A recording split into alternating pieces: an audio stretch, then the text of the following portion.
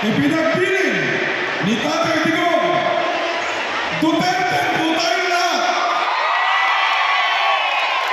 Kapanayan natin, sabihin natin, Duterte! Duterte! Duterte!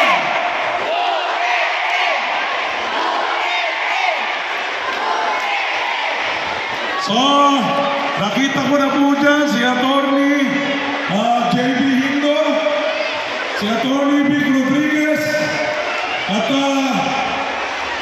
nakita ko rin ang ating mga kasamahan dito na kandidato pagkakonsyal dito sa lungsod ng Muntinlupa.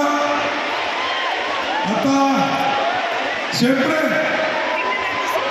ako ay kumakato sa inyong mga puso.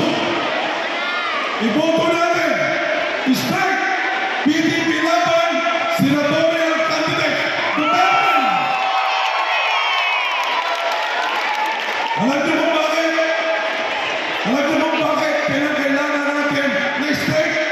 Sapagkat sila ang aking magiging kabalikan, kaagapan at counterpart sa Senado para kung ano man ang batas na ating susunod para sa kaunlaran ng Montenegro, sila ang ating magiging katulong upang nang sa ganon, bahay sa batas ang ating mga hinihiling para sa kaunlaran ng lungsod ng Muntinlupa.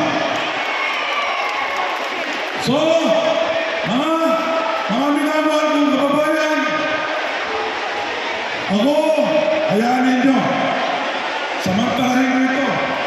At mali ang binigay sa aking oras, ito konti. Pero karangalan kong isa-isahin ang pangalan ng Duterte. Ano ba? Para hindi nyo malilimutan. Una-una, nominees, Senator Jimmy Boto.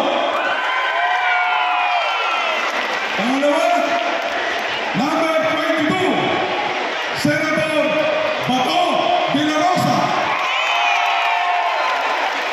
Pangatlo, Mr. Malasakit, Senator Bongo.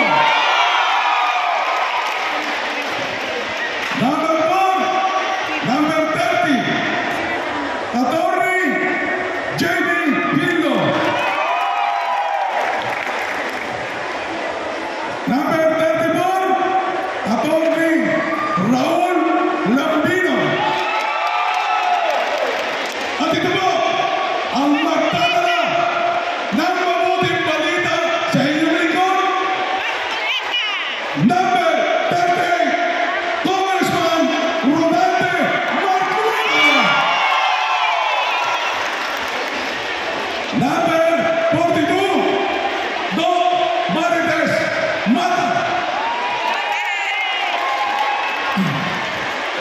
Number 53, Pastor Apollo Tiblon. Matanaw